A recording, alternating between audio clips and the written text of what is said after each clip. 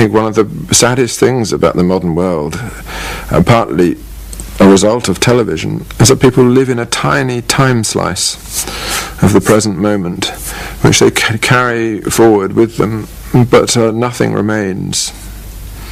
And there's nothing in their experience which reverberates down the centuries, because the centuries to them are completely dark. Just unillumined corridors from which they stagger into the single little sliver of light.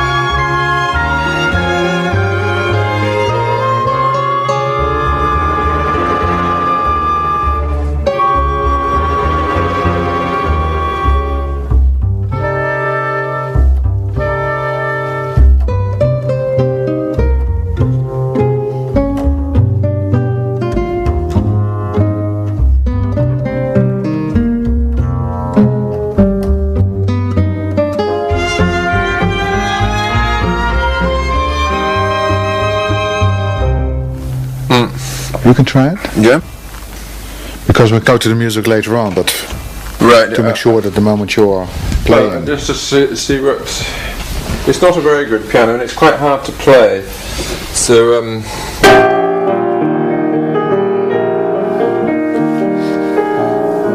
is it alright?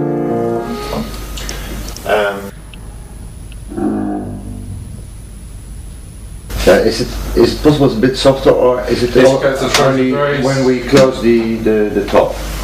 It is closed as it can be.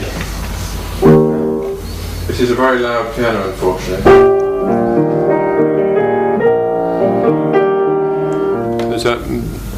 That's as soft as it. Yeah. The only thing is that we can't. No, if you do that, I can't. No, you can't read the music. Yeah.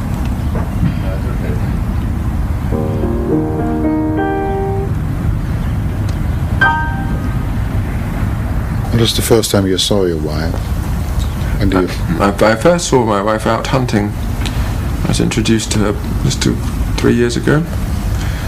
When I flew back, I was teaching in Boston at the time, and I flew back here one Friday night to go hunting on a Saturday morning, and we were introduced out in the hunting field. I didn't really pay much attention to her, except that 4 weeks later I fell off my horse, and she came and helped me and picked me up and put me back on it again. So we became very good friends then, and gradually I came to feel, some of her naturalness began to rub off on me. You discovered her slowly. Yeah. Yes. Vice versa? Yes, it's very slow, quiet, respectful courtship. But I always, from the beginning, felt that she did embody some of the serenity which I was looking for.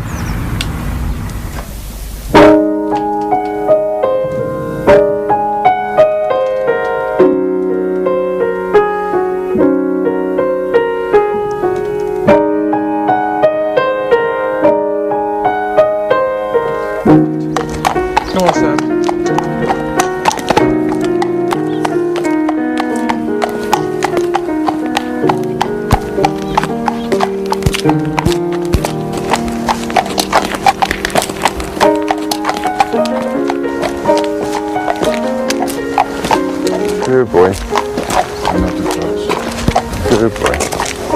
Don't worry about them.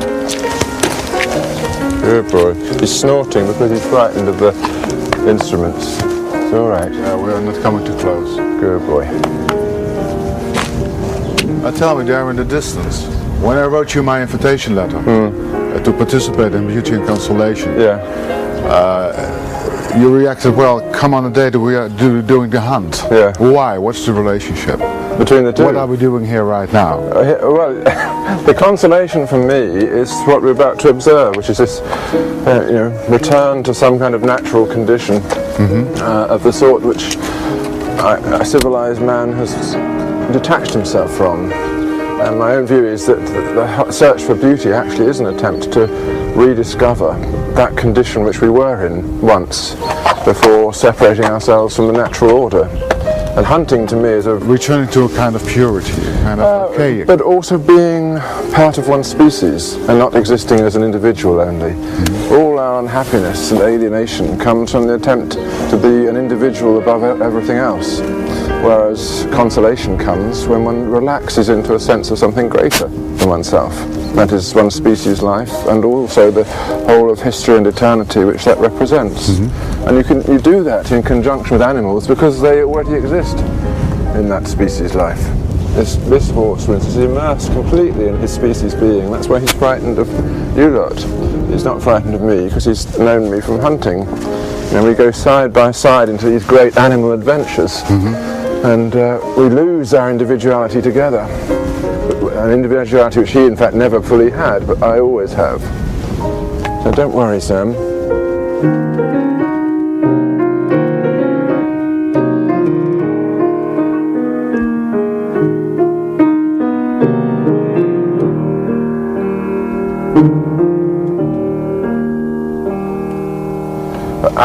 I shall talk later, I think, about beauty and its place in all this. But I'm talking specifically about the hunt now. Yes. Well, the hunt also has a beauty to it. Yeats famously said, "How but in custom and in ceremony are innocence and beauty born?" And of course, the hunt is a very good example of the attempt to make beauty be born through custom and ceremony. It's a ceremonial event in which death itself becomes part of a ceremony, and without the consciousness of death there can never be beauty in any case. So this is our way of, as it were, feeding that primordial experience of living and dying in a collective group into their own need for beauty as a human artifact. You will see, I think, from the ceremonial aspect, that this is an attempt to recuperate the natural world for our human experience of beauty and to revitalise that experience of beauty. And this horse now has calmed down completely. He's quite used to you now. Good boys then. He's actually a very intelligent horse, this one, which is not a very... How do you notice? How do you notice? That he's compared to the others? Yeah, he stood and worked it out and realised that you're not dangerous and, you know... Well, that's intelligent, yeah. Yeah, that's as intelligent as a horse can be. So... You're going? I should think we should have another little look at the other horse perhaps, and then I'll get the box round.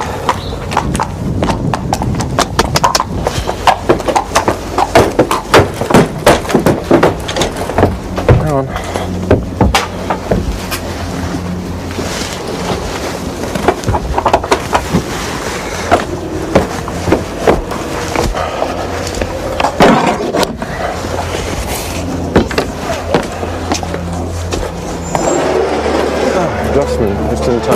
Een dag vol verbazingen ligt voor ons.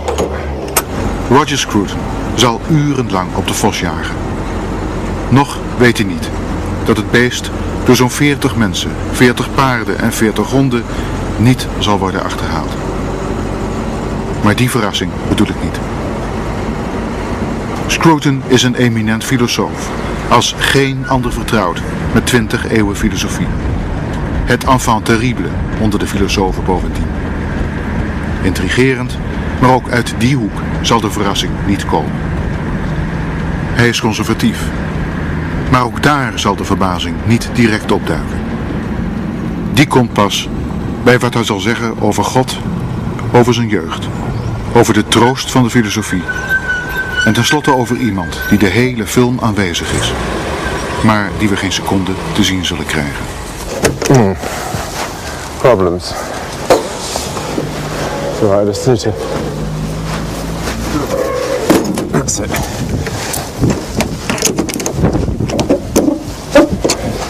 It's getting a bit old, this box.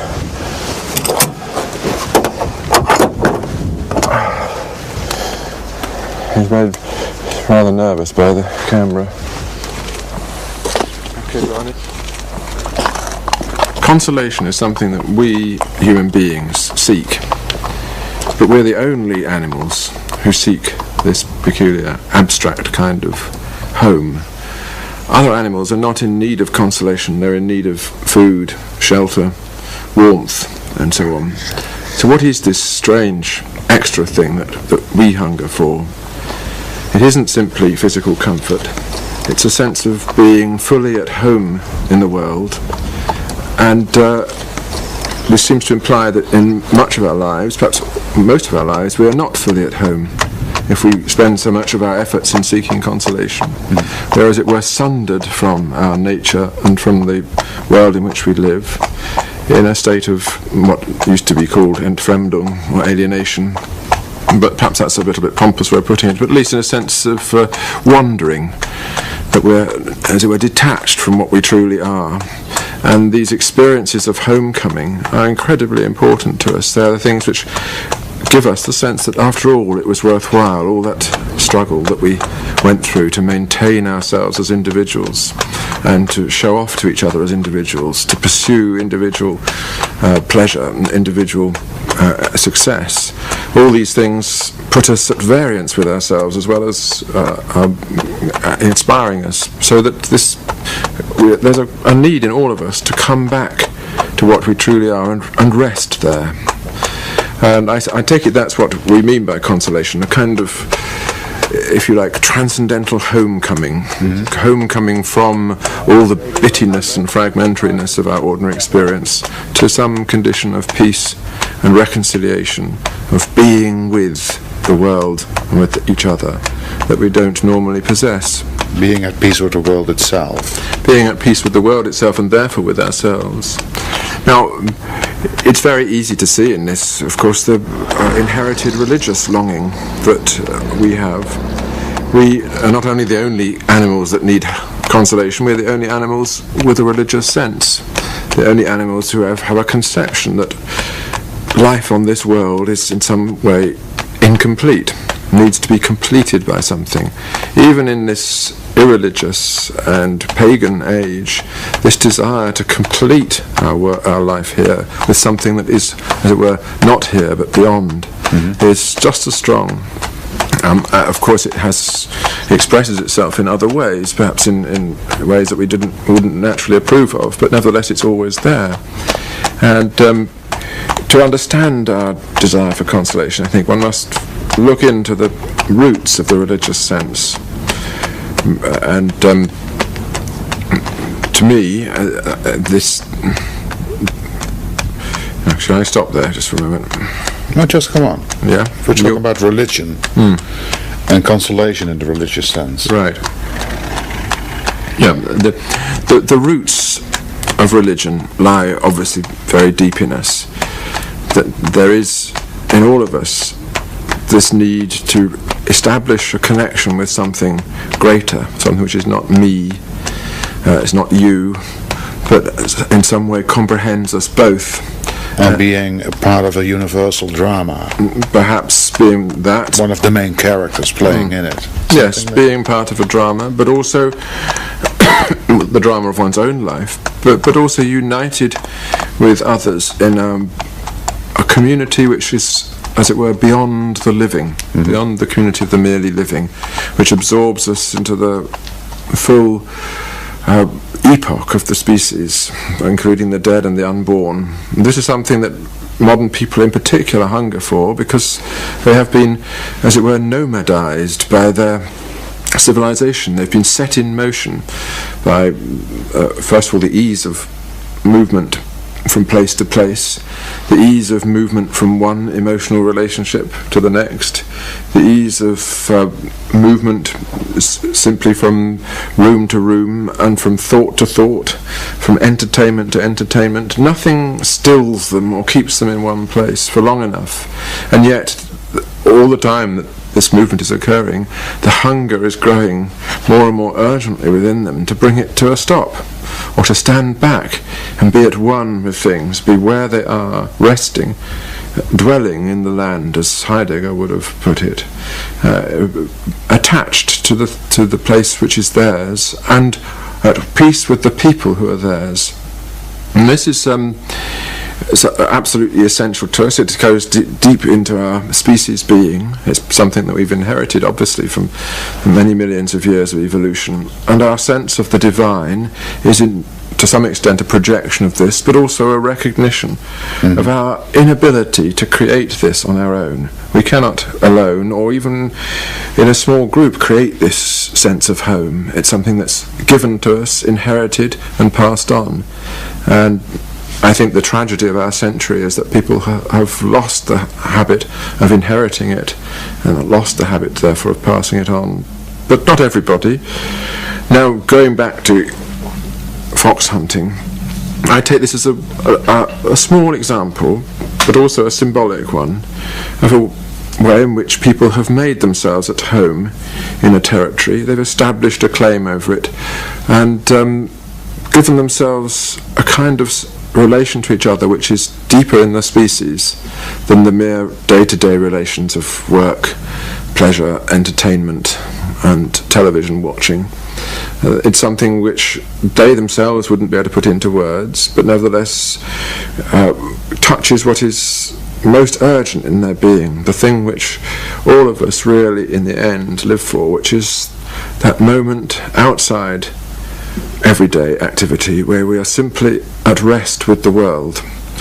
And of course it's not insignificant that hunting is part of it, because this is what we as a species fundamentally are. We're hunter-gatherers for whom our ultimate sense of social unity comes from the act of hunting together in a tribe. Not that, as you can see from the way it is, a fox hunt is like a hunting tribe, but it has a lot of that Erlebnis that the hunter-gatherer lives through. Oh right, so yes, oh dear, that's terrible. So no hunting this season. Here are the hounds. Oh, look at that. Yes, I'd love a sausage, thank you.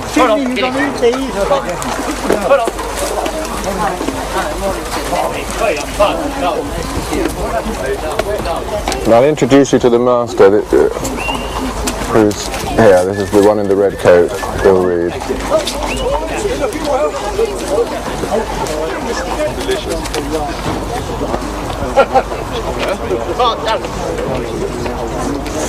Morning, Master. Good morning, Roger.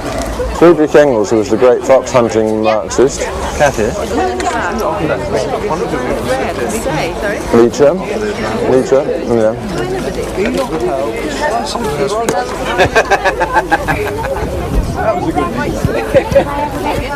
Been absolutely rooted to this little piece of land all their lives, and have always related to the local economy and also to the wildlife. They are part of the wildlife of the region. You know, for them, hunting is absolutely essential because it renews their attachments to each other and to the soil where they are. And if you look at their faces, they're wonderful pictures of what human beings really are when immersed in their species life. Aren't you romanticized? Yes, so are you. I mean, the whole programme, the whole idea that beauty is a form of consolation belongs to the 18th century, doesn't it? Yeah. But if you just put the camera on their faces and you will see what I'm saying. It's not a myth. These are not the same kind of boring, flattened, television-saturated faces that you see in city streets. These are people whose noses have just been, as it were, pulled out of the ground with the imprint of the earth still on them. And that for me is a very important experience. We may not have this experience in the future, but then we may not have the experience of beauty either. I think just these old boys here, all that little group, they're here every time. They come to talk to each other and to renew their social attachments and also attachment to the place. The problem with the modern world, in my view, is that people no longer dwell on the earth. They move nomadically around it in search of something they know not what, never finding it, moving from person to person, place to place. Interneting. Yeah, interneting. That's the metaphor. Yes, exactly. Whereas these people still dwell, as Heidegger would say, wohnen, in the land. Yeah. And that is something which, I'm not a great fan of Heidegger, but it's one of the few things that he said which is absolutely true, that only if we learn how to dwell can we build, and only if we build can we actually live with each other. And that's the secret of real architecture. That's why Amsterdam is beautiful. It's still a place of dwelling. It's built as a place of dwelling. But of course modern architecture is hideous, largely because it's an architecture for nomads who sweep through it like a wind, like pieces of paper on a wind, and then disappear. So that, if you're to understand beauty, you have to understand experiences like this attempt to reaffirm your connection with a particular place and a particular time and a particular social web. There's a kind of Marxist approach also in what you're saying. Not everything that Marx said the was autarkic way of life, the common people, being the symbolization of beauty and consolation. Consolation means it's a little bit dangerous. You Dutch are always afraid of things. That's the trouble. I'm not afraid every serious idea is dangerous. But when in the civilized mind, it is not. It's an instrument of peace. I'm talking about peaceful existence in a single place, an unthreatening form of being, and maybe there's something true in Marx. What is true in Marx is what comes to him from Hegel. That there, in all of us, there is this desire for homecoming, Heimkehr, about which Hölderlin wrote so beautifully. And that is where consolation resides, where we find ourselves having ventured out into all these dangerous experiments of individual living, at last coming back and swallowing all our pride and humbly acquiescing in a social order which is bigger than ourselves. And that's what this is all about to me.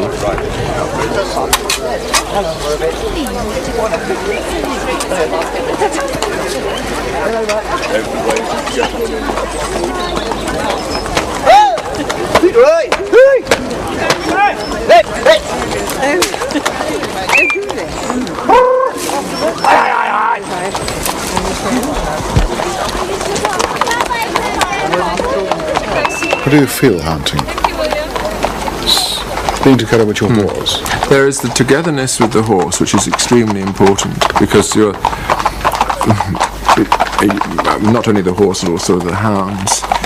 For them, this is an experience which is also extremely social. They're returning to their species life, running with the herd or with the pack, in a state of extreme elation and ecstatic excitement, and yet peaceful too. It's not they're not, at least although of course the hounds are in the business of trying to catch a fox, their relations to each other are fundamentally cooperative and peaceful, as is the relation between horse and hound or between human and hound. And because of course these creatures do not, like us, suffer from a deficit of consolation, because they have no conception of what consolation is, there is a kind of consolation in being so close to them, that you, as it were, set aside that sense of loneliness and isolation and sink into the rhythm of animal joy, and you're a part of that animal joy as it during the course. You recognise this animal joy in yourself? Well, it's a very important question, how we relate to the animal in us. One way is to deny it, the way of the monk, the ascetic. And that way is no longer very easily available in the modern world. Another way is to allow it to swamp us and dominate us and be the only fact about us, which is the way of, alas, of many young people today. It's the way of sexual liberty and the indulgence of appetite above everything else. And that, of course, again allows the animal in us to take over and be in charge. My own view is that you should not deny it. You should use it to, if you like, to give added poignancy to your existence as a self-conscious being. And the best way is to take hold of these fundamental animal experiences and make of them something more sublime, more architectural, more aesthetic than they otherwise would be. This is, for instance, give me an example. I was just going to give you an example. Romantic love is a very good example of this, and indeed is one of the great cultural achievements of our civilization. If you look at medieval literature, of Chaucer and Dante and Petrarch and so on, late medieval literature, you see this immense effort, intellectual, moral, spiritual, which was devoted to the great cause of lifting erotic experience out of the animal realm and making it into a kind of spiritual principle, setting it in stained glass. And it worked. It worked in the sense that it set an ideal of love between the sexes at the centre of our civilization in a way that no other civilization has achieved. And it changed in all kinds of ways our conception of marriage, a conception of what the childbearing really is, and of course produced the greatest collection of poetry and music that the world has ever known. So there is one example. Hunting is a smaller example of this.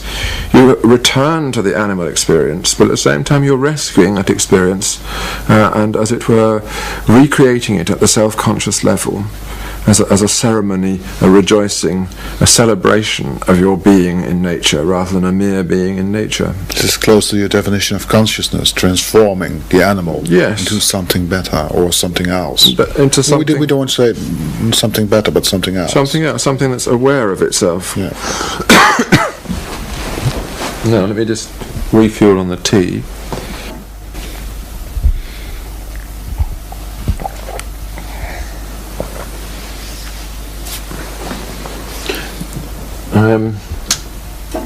I can't really smoke and speak at the same time. So, you want to smoke or want to... Let me have a few puffs of the cigar. Is that enough on religion? We could go on to talk about beauty. We haven't actually said anything about that. But, okay.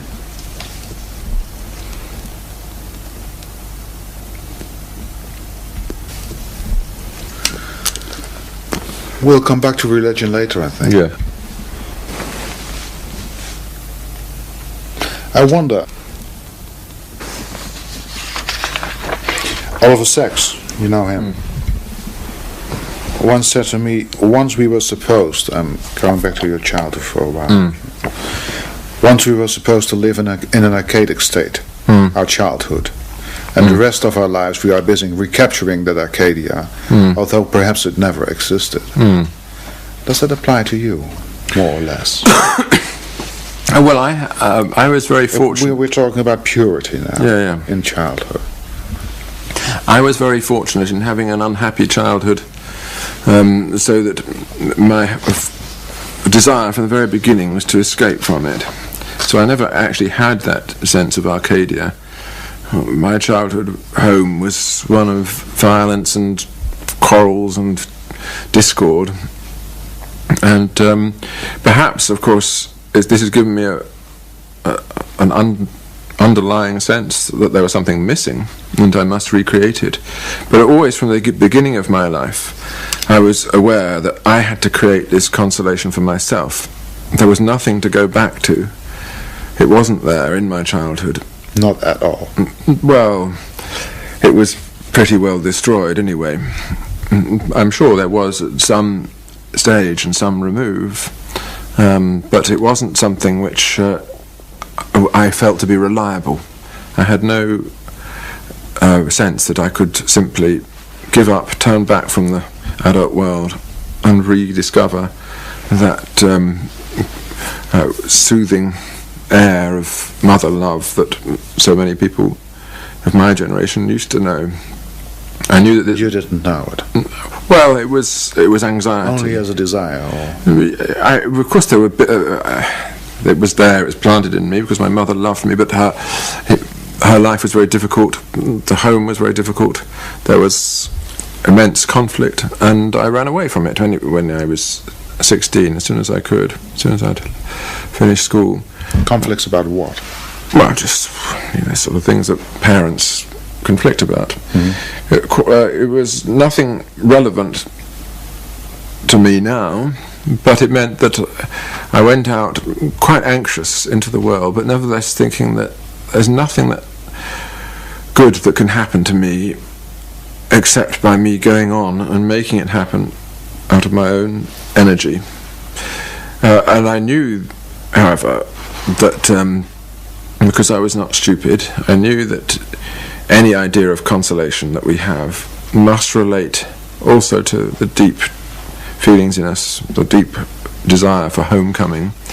So from the beginning I was in the business of making a home, which would be my doing. At the same time, I was very much aware of the difference between me and everybody else. Not everybody, but most of the people I met. That there was something in me that was in need of there's something in me that needed to be addressed. If you like, I had a question in my life. I didn't know what the question was, but I knew that it needed an answer, and I had first to identify what the question was. And so the things that my contemporaries took pleasure in, like football or cinema or whatever it might be, pop music, had very little significance for me. Even though, like all my contemporaries, of course I played the guitar, I played bass guitar in a pop group and all the usual things one had to do. But even while doing it, I regarded myself as just as ridiculous as the people around me. You had a question, but you didn't know. So I didn't know what it was. Kind of. No, I didn't know what it was. But someone like Heidegger would say it was the question of being. What and why am I? And I suppose that is part of it. It gradually became more concrete, and indeed, it really was the question of what is this soul doing in this environment, and how can it possibly come to be in that environment in a way that will bring peace to itself.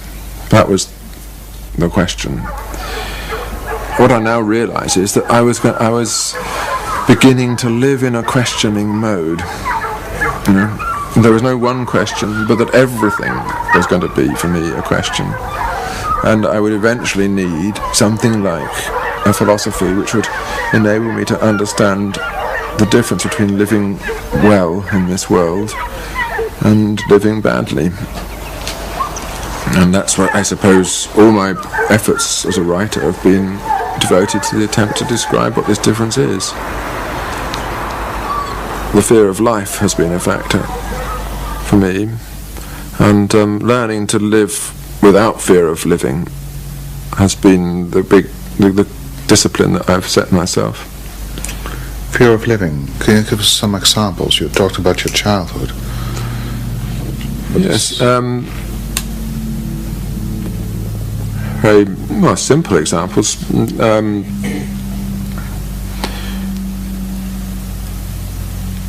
Being afraid to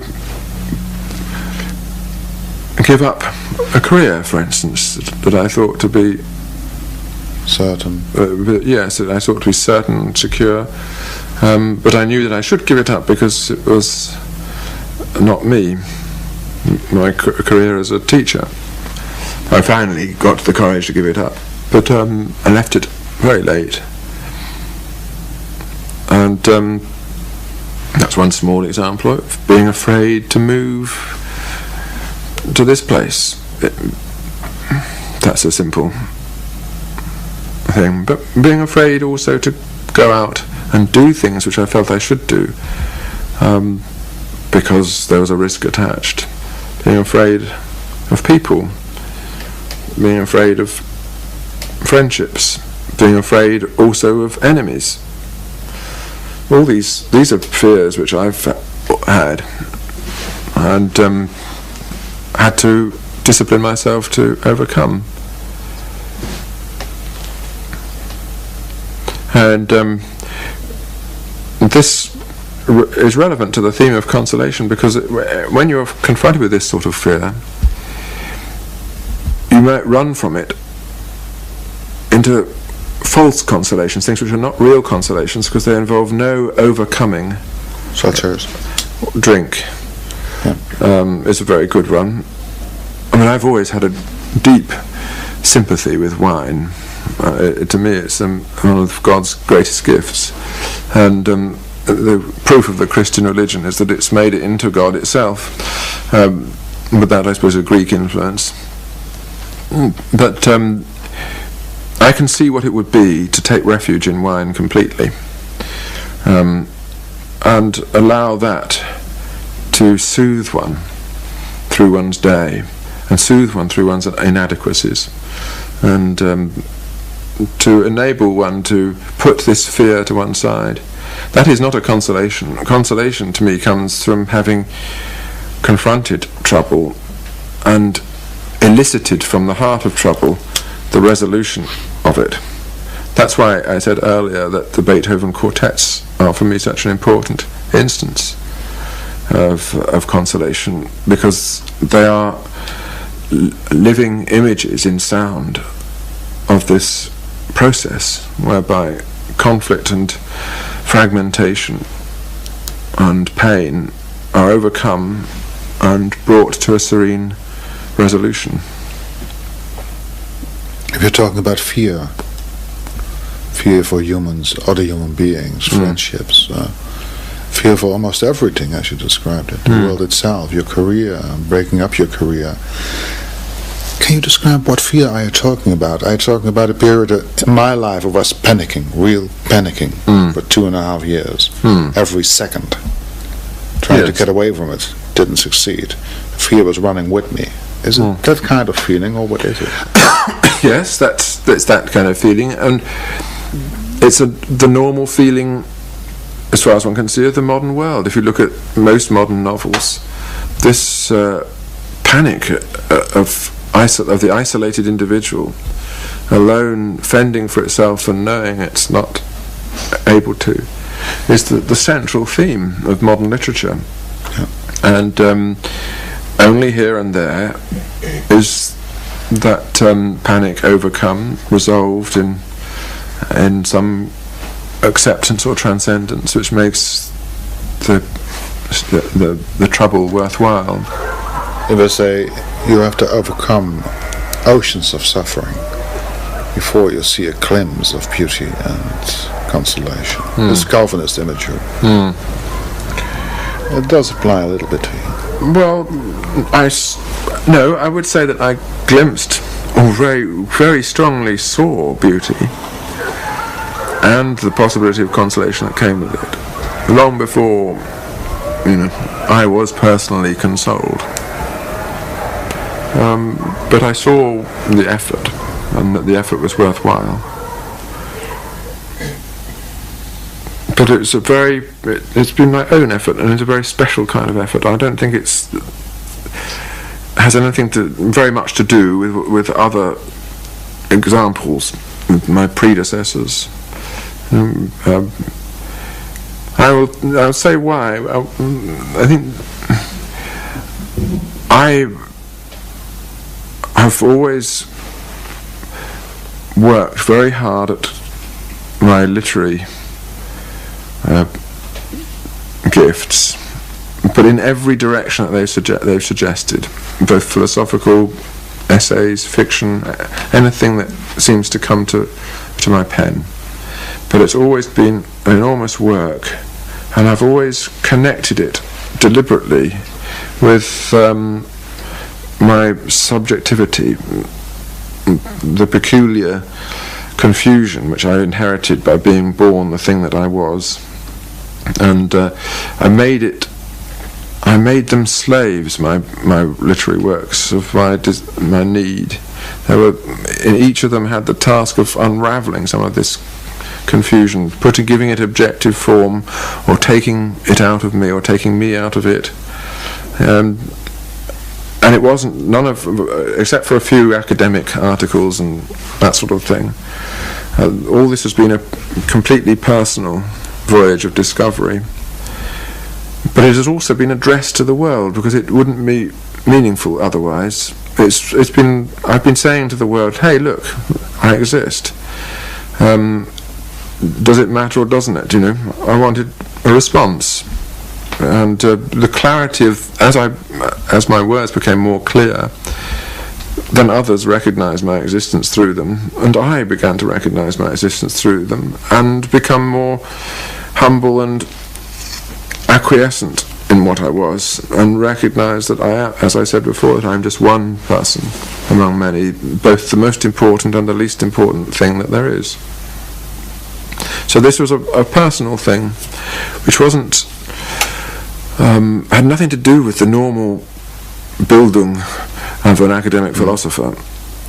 My life was a kind of Bildungsroman, really, in which the academic part was a sort of continuous and enjoyable mistake.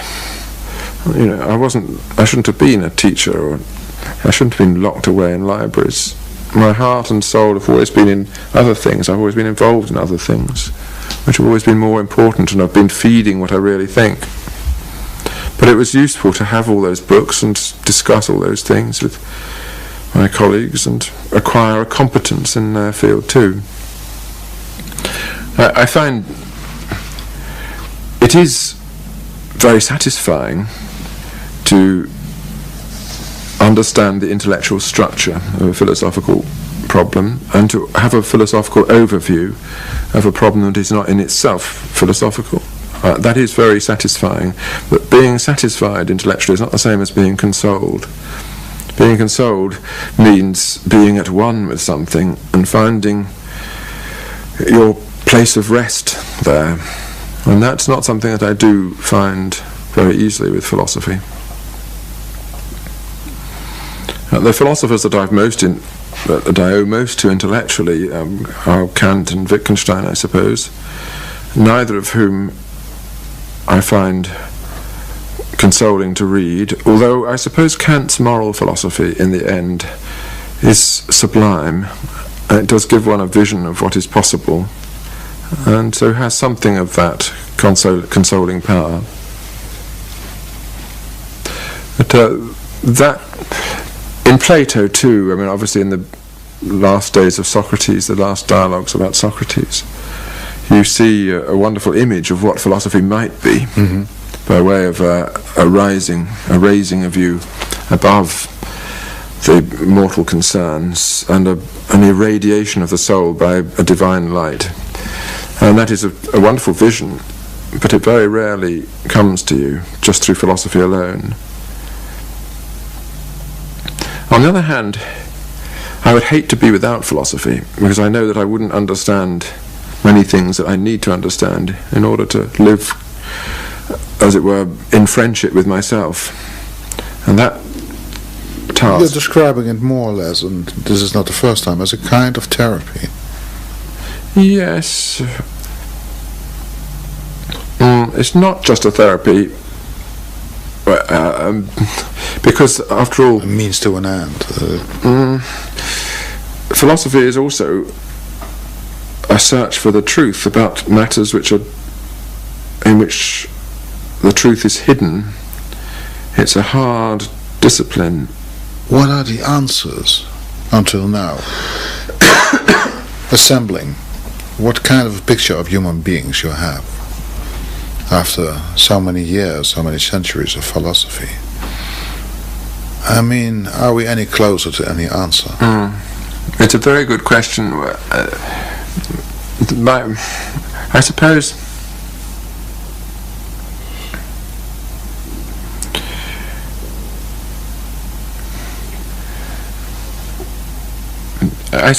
I would say that with Spinoza that the truth of our condition is very difficult to understand, and like everything worthy of knowledge, it's as difficult as it is rare, as he says at the end of the Ethics. We achieve understanding anew in every epoch, and it takes the greatest of intellectual and cultural effort to do it. This is what civilization is for, to achieve this self-understanding. But it does seem to be the case that no sooner has it been achieved and it's lost again, and that the knowledge that really matters is more easily lost than gained. We can gain easily piecemeal knowledge of this and that, and build up whole libraries of piecemeal knowledge. But the conception of the why and what of human existence dawns on people only at the apex of their endeavours, and once it has dawned, it is usually then eclipsed straight away by ignorance. And we are going through a period of eclipse. That is quite obvious. We're entering a dark age in which people will know an awful lot of information, but very little coherent, holistic truth. And this has happened before, many times. But the wonderful thing is that it's still possible to gain a vision, to stand on a little peak, not perhaps the peak on which, say, Spinoza stood, or Plato, but nevertheless a peak of one's own, and look across at all this sea of ignorance and confusion and hysteria, and smile at it. Compared to the 14, 15-year-old, looking for the question, did you succeed in finding some reasonable or consoling answers concerning your own childhood till the moment you left home? I wasn't, no, I mean... Was part of the enterprise reconciliation with that childhood? In the end, yes, reconciliation with everything. There is an image of consolation which has been very influential in our civilization, in particular in the modern period, which you find in Hegel and Hölderlin and the Romantics generally, but also in people like Marx, of an initial condition of oneness, what Hegel called unmediated unity, from which we diverge by some outward-going process, objectification, Entfremdung, and so on, and then we overcome that through a dialectical synthesis and rediscover that original oneness, but in a, as it were, transformed and self-conscious state. And that's the image that drives Hegel's philosophy, and it's a very powerful image. Of course, it has its origins in the myth of the paradise and the fall and the redemption, and which is perhaps a myth far deeper than any one religion. It goes to the heart of what we are, and I suppose the true power of religion is that it makes death itself into that final redemption, so that you do come home at the very moment when you leave all your sufferings behind. Now, without going into that religious expectation and hope, I think that in this world, once you've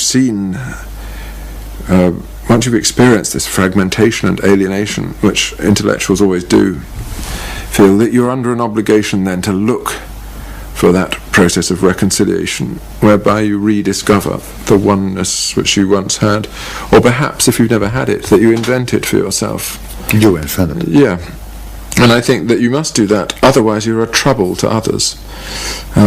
Intellectuals in particular are a trouble to others when they haven't achieved that serenity in themselves. And that's what, going back to what we were talking about earlier, that's what it seems to me is the real evil in people like Lenin and Hitler, is that the trouble in themselves is something which they have not regarded as their own problem, but projected it onto the world and wanted to find, by reorganizing the world, the unity and serenity that they could only ever find in themselves. And my view is that we're under an obligation, once we understand this, to find that serenity in ourselves, so as no longer to be a threat to others. Did you find it? Yes. Serenity. Yeah. Describe it, because it's one of the key words to beauty and consolation. Right. Well, serenity comes... I could go to define it. Can I have a little break? Describe it. Want to have a little break? Yeah, have a break.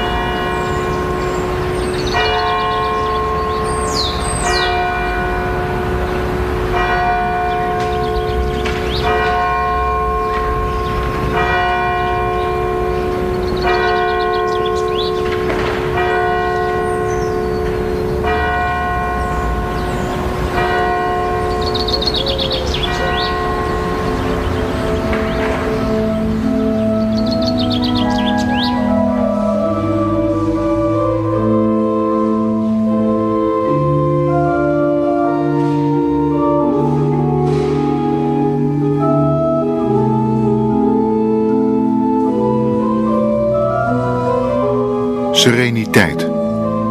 Vreemd woord. Bijna archaïs. Zo'n woord dat langzaam in onbruik raakt en tenslotte alleen in het woordenboek nog overleeft. Maar in de boeken van SCRUTON floreert het woord. Daar wordt het in ere hersteld. Sereniteit. We zullen erop terugkomen met muzikale begeleiding. Maar eerst nog staat God op de agenda. De noodzaak van de religie, haar troost. De religie die van de dood een thuiskomst maakt. De eeuwigheid is onze herder.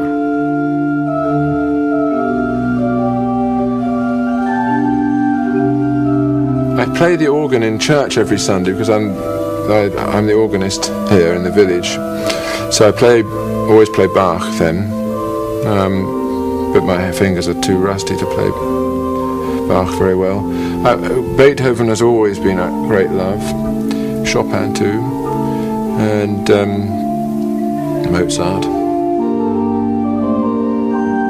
Waar vind je nog een filosoof, vandaag de dag, die ongegeneerd in God gelooft? Althans, in de noodzaak van het geloof in God.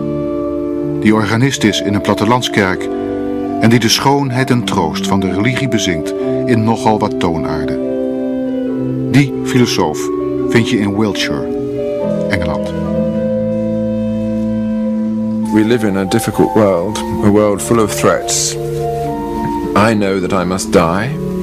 I need to face up to that particular fact. I know that the civilization in which I live is in a very unhealthy and distressed state, without knowing why, that it's lost all conception of its own unhappiness, so to speak. And these are difficult things to live with, and you need consolation for these. And this is where, of course, beauty is so important. Not only beauty, religion is important to me, though very much, as it were, on the periphery of my field of vision, but it's always there. What do you mean by religion? what is your... I talk about religious feelings. Religion as a metaphor for... Religious feelings that this world is not complete in itself, that there is something upon which it depends and towards which it tends, which is greater than it, but which we can't put into words. And that God feeling, I think that's all important.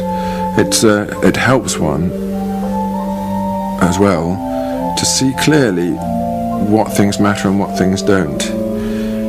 I'm very concerned that people having lost this God feeling, the sense, as I just described, that there being something greater than the world on which it depends and towards which it is aimed.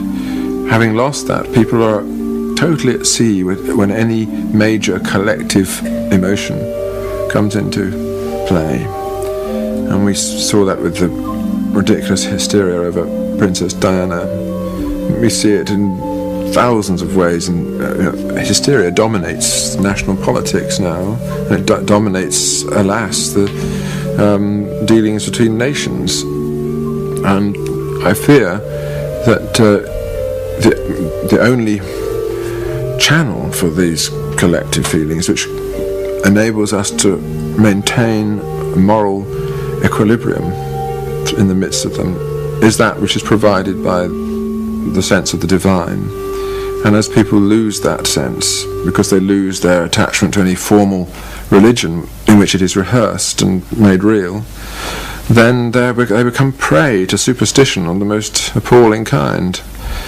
I think it's no accident that the loss of faith in our century immediately was accompanied by the rise of totalitarian government, communism and Nazism and fascism, all of which are atheistic creeds growing out of their superstitions, which would grow out of people's loss of any sense of the Godhead. So to me, a constant return to that sense is absolutely vital. If I'm to maintain a moral equilibrium. Is that the reason, or are you just wanting to re-establish the picture, the mental picture of God or the God? It's there in me, and I have to rehearse it all the time, because I think otherwise modern life would be unbearable. I see it, it would be a source of great unhappiness to see people adrift as they are, and to be adrift with them. It would be very disturbing for me. So I'm constantly trying to re-establish equilibrium in the midst of this, and try also to say in public what that equilibrium is. It doesn't make you popular, of course. No, God. We got rid of him, finally. We finally recognized that we were totally alone in the universe. Oceans of time before us, oceans of time after us, Schopenhauer, in the midst we were, giving meaning to our lives, just one little second in eternity. And now you're coming up with God again. In 3 or 4 minutes you're talking about a moral God, or not? Yes, I'm not talking the language of old-fashioned theology, but I'm saying that the experience that I'm referring to is implanted in all of us, and if we deny it, then we are completely at sea. And you only have to look at 20th century history to see the truth of that. It doesn't, it's a deep metaphysical question what this experience actually means. And one of the things that occupies me all the time.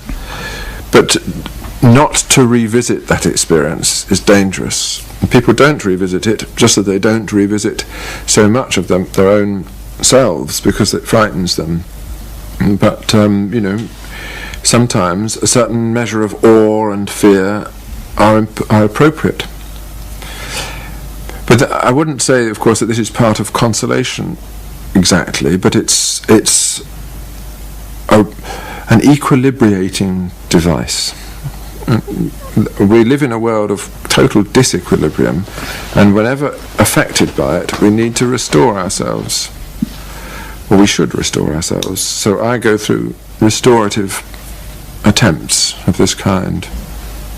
What, do you have any mental image of God? The eternal machine or whatever? No, a mental image is not. I'm very much of Spinoza's persuasion that imagery always will falsify the deity.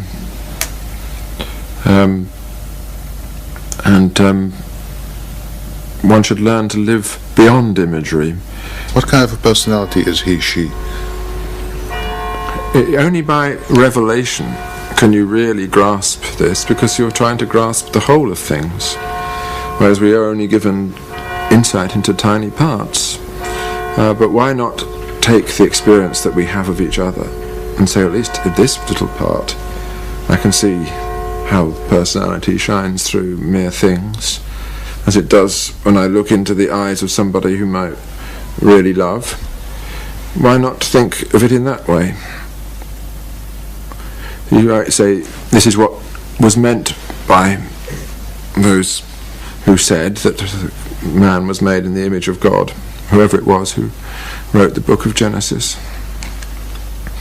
Oh, now we're running into trouble, aren't we? If I look into the eyes of Joseph Goebbels, well, we're talking about the image of God. You are, but you're also talking about a freedom that has been abused, aren't you? You blame Joseph Goebbels for what he is, but in doing so you must also recognise that he freely chose to do something evil. Yes, and?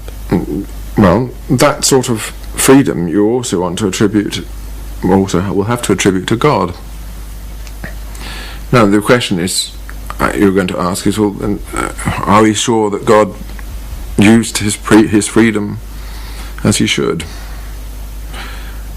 All I can say is that you have to understand what the difference is between something bad, or something seeming to be bad, happening, and something evil being done.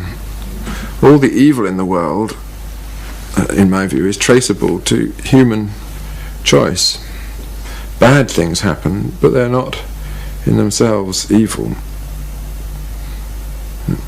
When somebody dies, it's a bad thing for him, but unless he was murdered, that's not an evil. I don't want to exonerate God either. It's not my business to produce a theodicy. I just want to say how it should be seen. God leaves mankind some freedom for decision making. Why does he, she do it? Is God omnipotent, almighty, or not, in your... Freedom is a precondition of love, isn't it?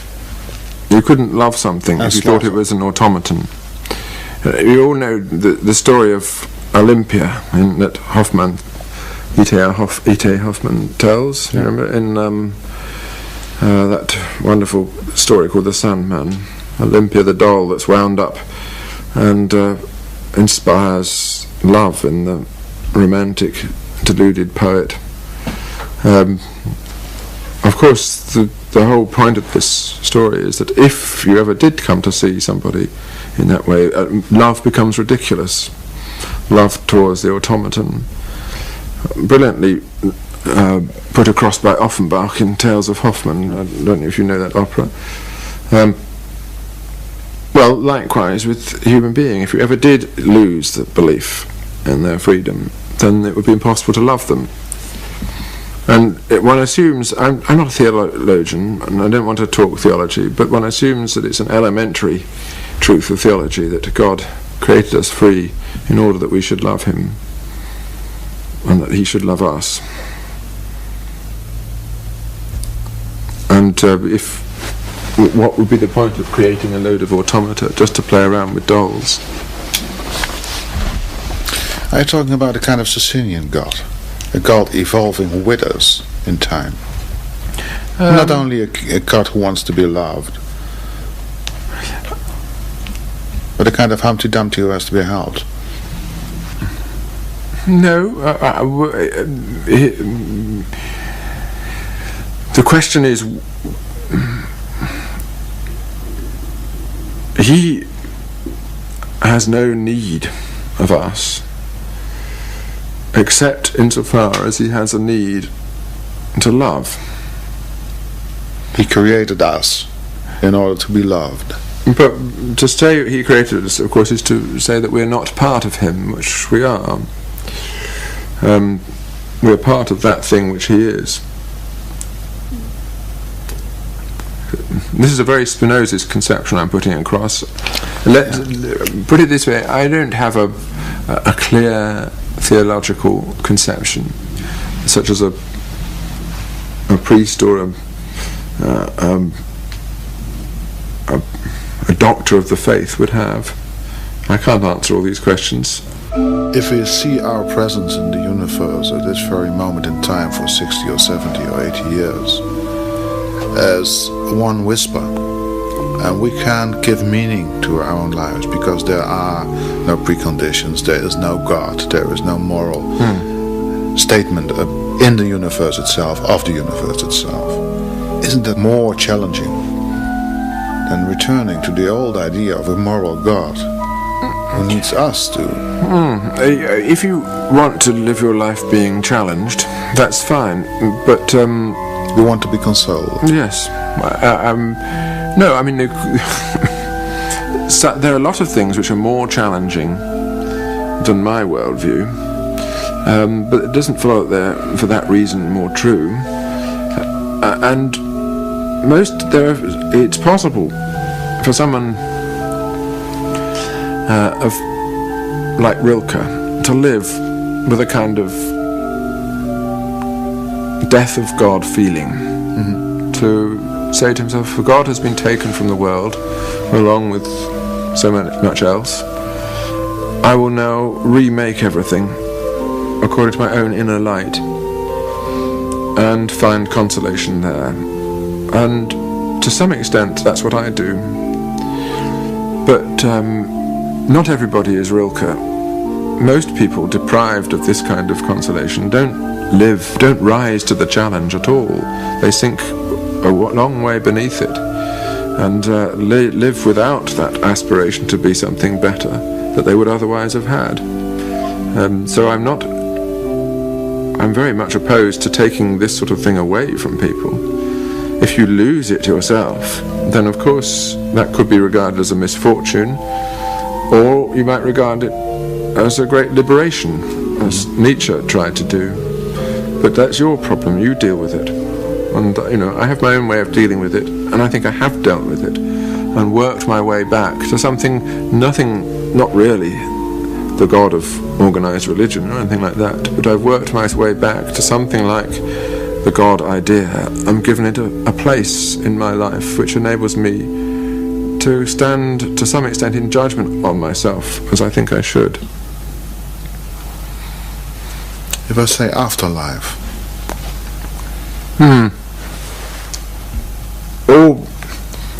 that's a mystery.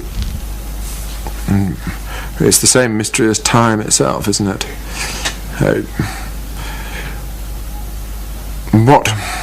What we are only here and now. Yeah. But here and now is also eternal when properly experienced. It is, Mr. Scruton, but after 60 or 70 years you are dead and buried. That's it. The world goes on, reality goes on, time goes on. That may very well be true. But look at it another way. Those 70 years that were given to you under subspecie eternitatis, they haven't been taken from reality. Nobody in the future is going to revisit them, but you will revisit them because they are yours. You won't revisit them in time, but that time is yours and is yours eternally. And this is what Nietzsche should have meant by eternal recurrence. Yeah. That you should live each moment of your life not as though it were a fleeting moment, but as though it were eternally there, fixed, made what it is, but fixed, as it were, in another dimension. And that is a consoling thought, because after all, in this time, in time as we experience it, after death, you are no more, and therefore you lose nothing, nor do you gain anything. Mm-hmm. And there is nothing for you to miss. But in these 70 years, you have everything, and it will be there always. Those are your 70 years.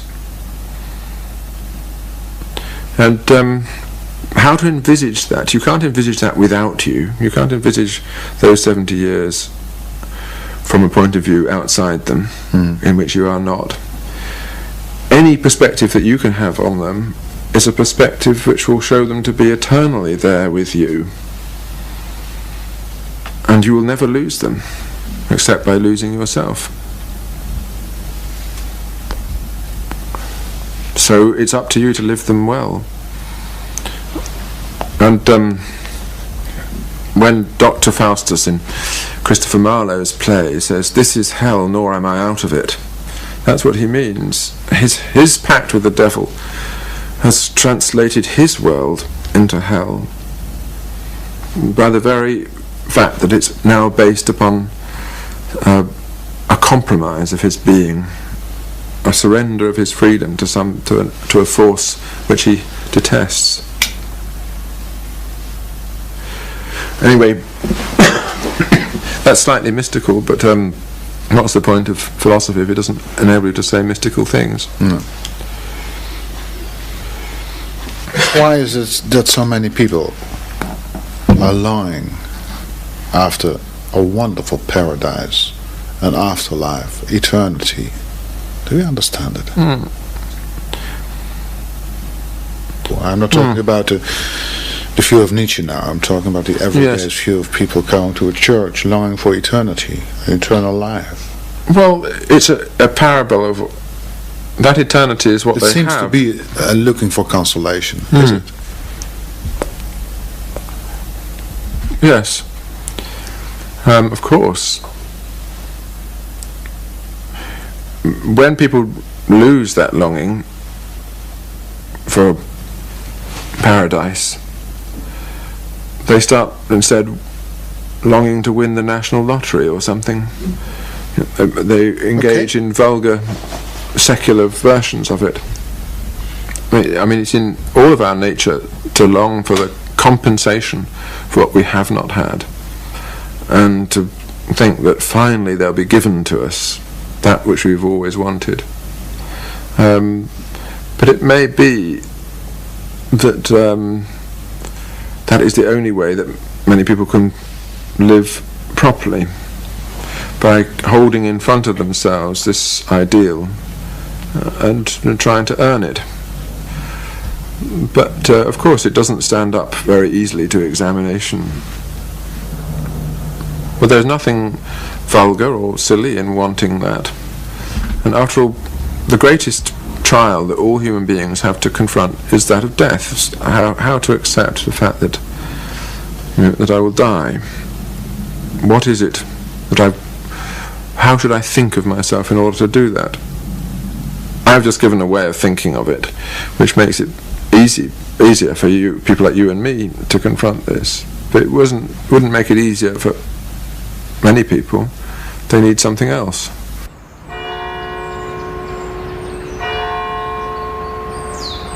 The concept of consolation that we have is influenced through and through by the Christian religion, which is, after all, the foundation of our civilization, and it's what glows in the embers of Hegel's philosophy too. And this presented us with this extraordinary image of consolation through loss in the death of God himself on the cross, and most extraordinary voluntary renunciation of this life and acceptance of the most painful form of death, which in itself perhaps has a tragic quality to it, but also is a redemptive story. It's a story about the redemption of the soul through this repudiation of earthly things. It has been the central image of consolation in our tradition, and it's a most extraordinary idea. For you it remains a kind of ultimate symbol. Yes, of a yes. And why? That there is a path of renunciation, which is also an acceptance. It's not a path that I have the strength to take. Why should we accept? Father, forgive them. Come on. But why should we not accept when we have to? We have two choices. One is to go towards our end, accepting it. The other is to be dragged kicking and screaming towards it, but it's the same outcome either way. The only thing that we have the freedom to do is to achieve the serenity beforehand, which comes from willing sacrifice. So I think that this is a model of rational conduct.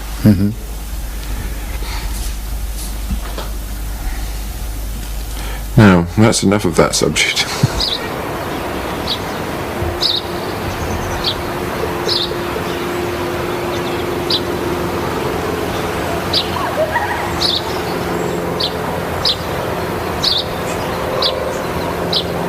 We kunnen sereniteit bereiken, zolang we onszelf willen opofferen. Daar is het weer. Dat woord dat al bijna middeleeuws lijkt, maar dat voor Scruton een sleutelwoord is geworden. Is dit sereen genoeg? Een verre buurman die hooi aan de riek steekt en het verbrandt. De rook die over de daken het dal inwaaiert. Scruton vraagt of hij al piano moet spelen. Nog niet. Zometeen. Laten we eerst terugkeren naar dat ene woord. Dan komt de muziek vanzelf. En met de muziek mee komt Sophie. Let maar op. Ook al ligt ze, terwijl we direct en indirect over haar praten, boven ziek op bed.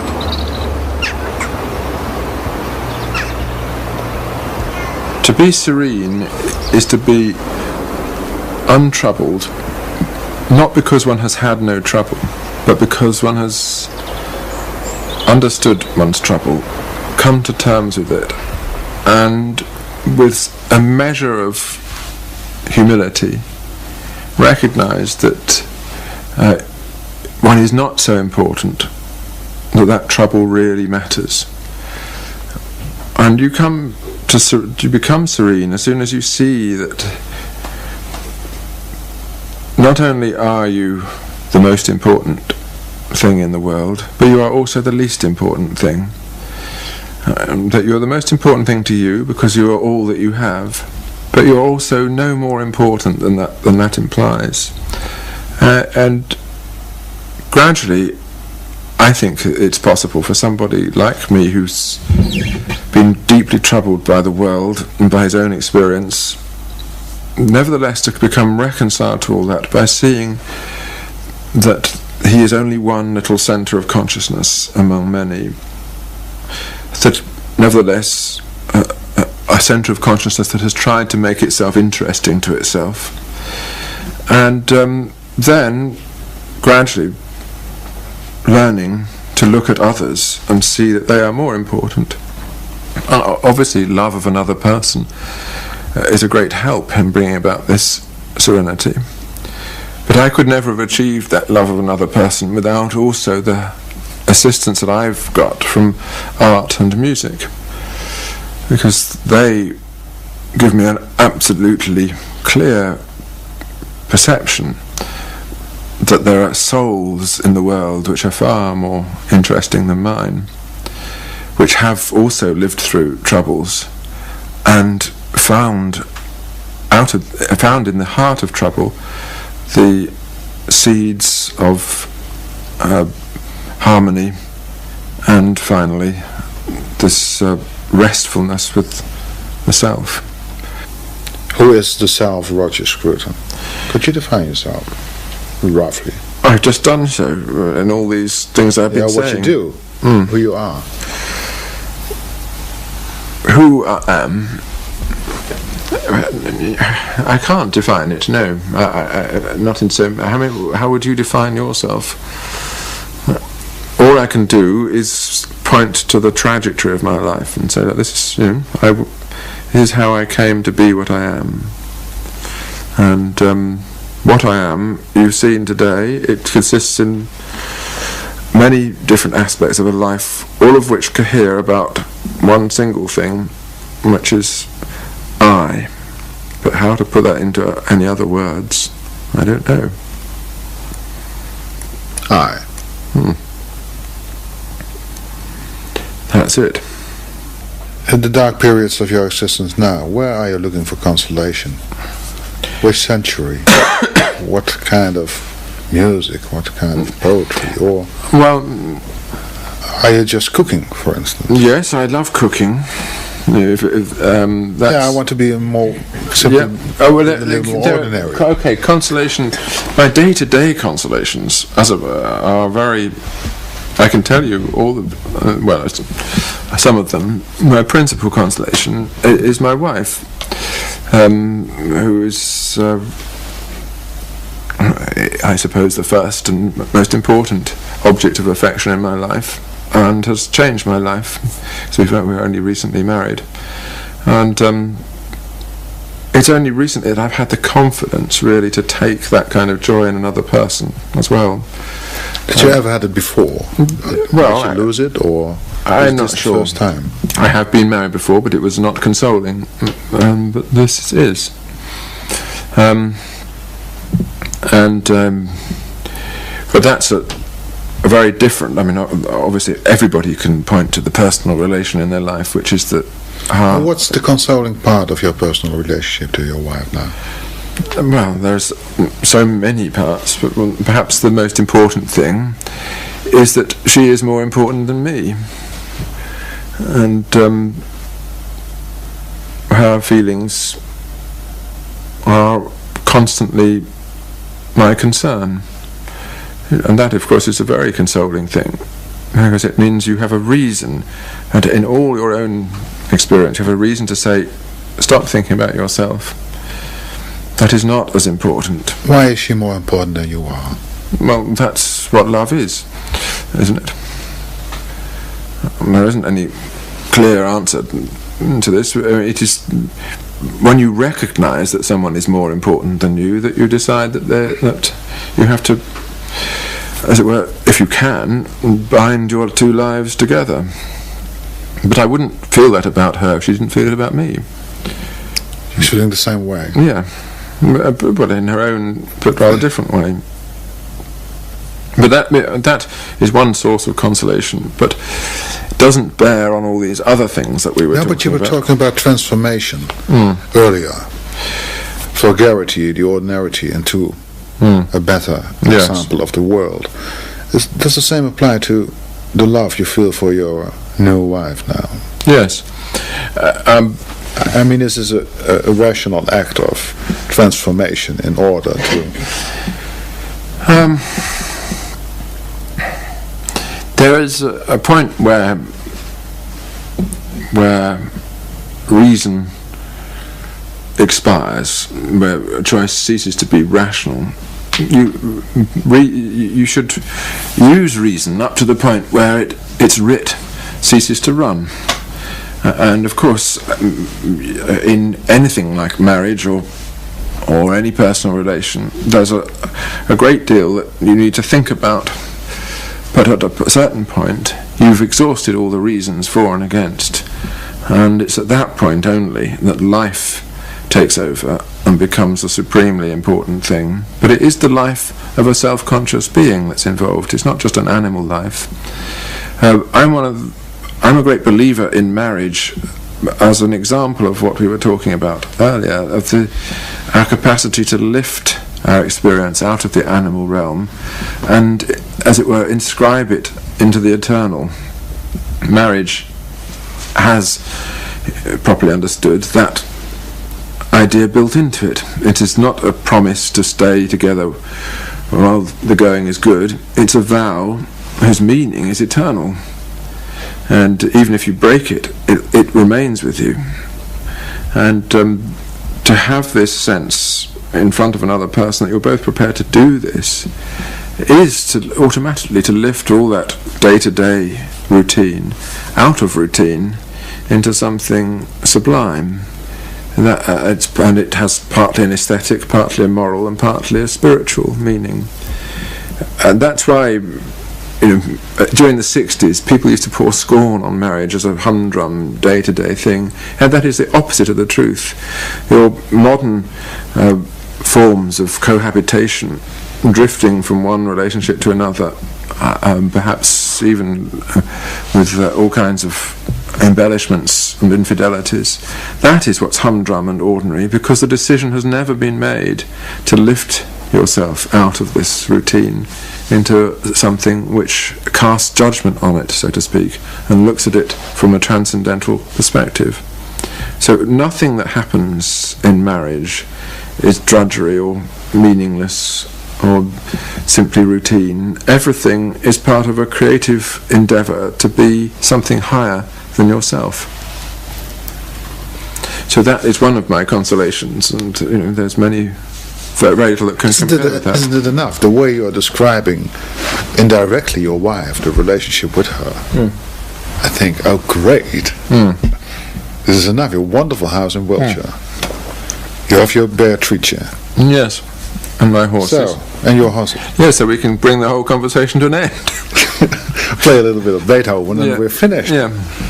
Here's a really happy man. Well, no, I wouldn't say that. I've managed to preserve a sufficient core of unhappiness to give a piquancy to my pleasures. And just the first time you saw your wife? I first saw my wife out hunting. I was introduced to her just 3 years ago.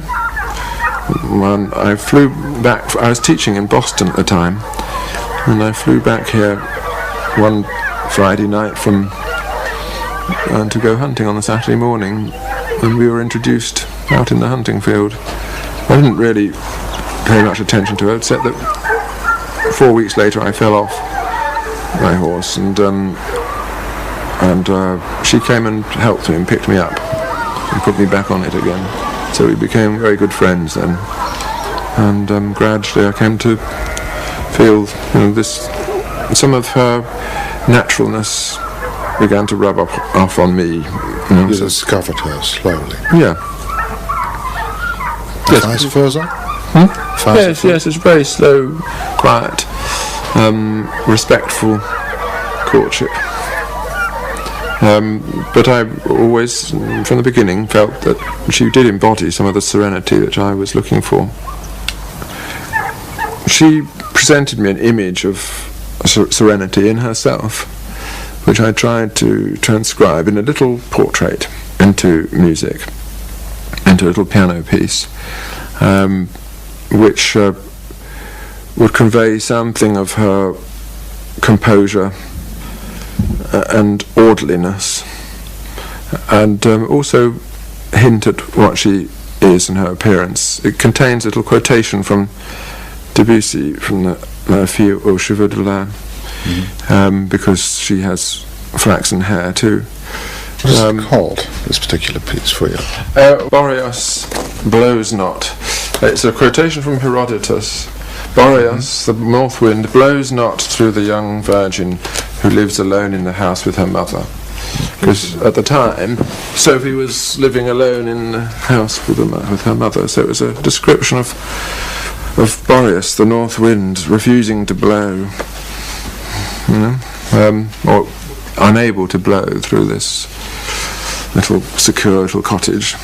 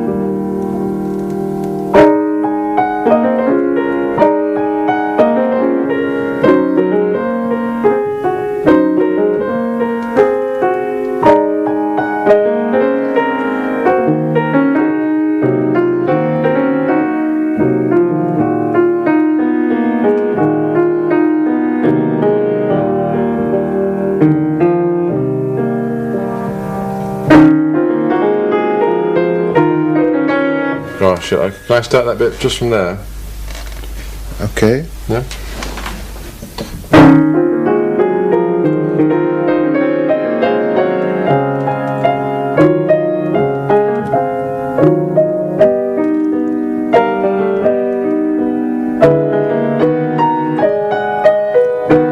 Because I was not stupid, I knew that any idea of consolation that we have must relate also to the deep feelings in us, the deep desire for homecoming.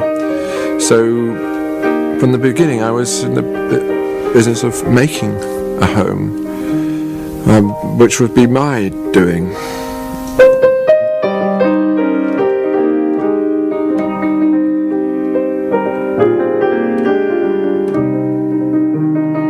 Came home finally here in Wiltshire. Home.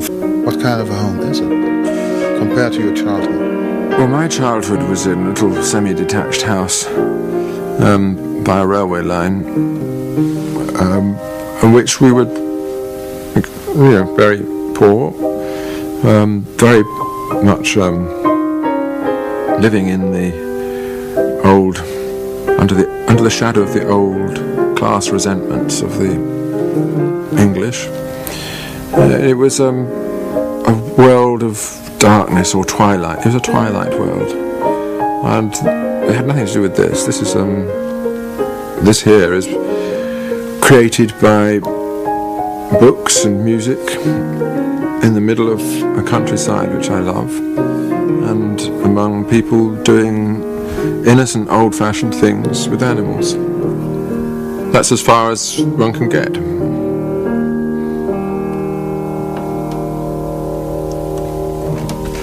Full of mistakes, but